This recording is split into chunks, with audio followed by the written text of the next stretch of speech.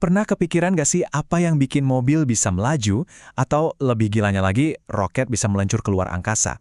Jawabannya tuh ternyata ada di fisika dasar, sesederhana dorongan dan tarikan yang membentuk dunia kita. Nah, hari ini kita bakal bongkar tuntas rahasia di balik semua gerakan itu. Oke, buat pemanasan, gimana kalau kita pecahin satu tantangan besar? Apa sih yang sebenarnya dibutuhin secara fisika ya buat meluncurin roket ke angkasa? Pertanyaan ini nih yang bakal jadi pemandu kita buat ngertiin semua konsep penting hari ini. Buat jawab tantangan roket tadi, kita bakal pecah jadi dua pertanyaan gede. Yang pertama, gimana caranya kita ngejelasin perjalanan roket itu secara akurat? Terus yang kedua, apa yang sebenarnya bikin roket itu bisa jalan? Oke, yuk kita bedah pertanyaan pertama. Kita bakal mulai dengan belajar bahasanya gerak. Gimana para ilmuwan ngejelasin benda apapun yang lagi bergerak, entah itu bus yang kita naikin sehari-hari atau roket yang melesat ke langit. Konsep pertama dan paling penting, gerak itu relatif. Maksudnya, status bergerak atau diem itu tergantung dari sudut pandang kamu. Gini deh, bayangin kamu lagi di dalam bus.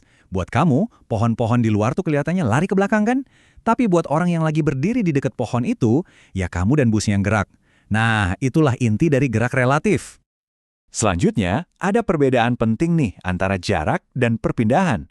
Coba lihat lintasan yang berkelok-kelok di kiri, itu namanya jarak. Total semua jalan yang ditempuh. Sekarang lihat roket di sebelah kanan. Perpindahan itu cuma ngukur perubahan posisi dari titik A ke titik B dalam garis lurus. Jadi kalau roket kita meluncur ke angkasa, terus mendarat lagi di tempat yang sama persis, jarak tempuhnya jauh banget.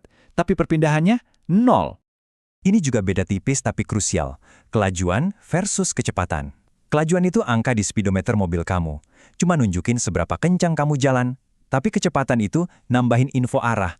Jadi 100 km per jam itu kelajuan. Tapi 100 km per jam ke arah utara, nah itu baru kecepatan. Buat roket kita, jelas banget arah ke atas itu sama pentingnya sama seberapa kenceng dia melaju. Dan bagian terakhir dari bahasa gerak adalah percepatan. Kebanyakan orang mikirnya ini cuma berarti makin kenceng. Tapi dalam fisika, percepatan itu setiap perubahan kecepatan. Jadi pas roket kita nambah kenceng, atau malah ngelambat buat manuver, atau bahkan cuma belok ganti arah, itu semua dihitung sebagai percepatan. Oke, kita udah jago nih cara ngedeskripsiin perjalanan roket. Sekarang, mari kita jawab pertanyaan kedua. Apa sih mesin yang jadi pendorongnya? Kalau tadi deskripsi gerak itu ibarat perjalanannya, maka gaya adalah kekuatan yang bikin perjalanan itu bisa terjadi.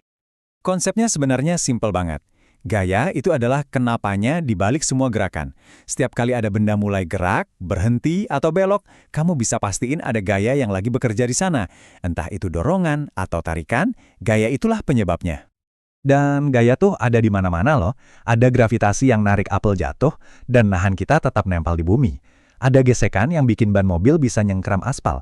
Dan tentu saja, ada gaya dorong dahsyat dari mesin yang bakal meluncurkan roket kita sampai ke bintang-bintang. Tapi gimana kalau gaya-gaya ini saling meniadakan? Kayak di gambar kiri, kalau tarikan ke kanan sama kuatnya sama tarikan ke kiri, hasilnya jadi nol. Ini namanya resultan gaya seimbang. Nah, kalau resultan gayanya nol, nggak bakal ada perubahan gerak. Benda yang tadinya diam, ya bakal tetap diam. Benda yang lagi gerak, bakal terus gerak lurus dengan kecepatan yang sama. Dan semua konsep gaya ini dirangkum dengan jenius banget sama Sir Isaac Newton dalam 3 hukum universal. Ini bukan sekedar teori ya, ini adalah aturan main fundamental yang ngatur semua gerakan di alam semesta. Yuk kita lihat satu persatu. Hukum pertama itu hukum inersia. Anggap aja semua benda itu pada dasarnya mager alias males gerak.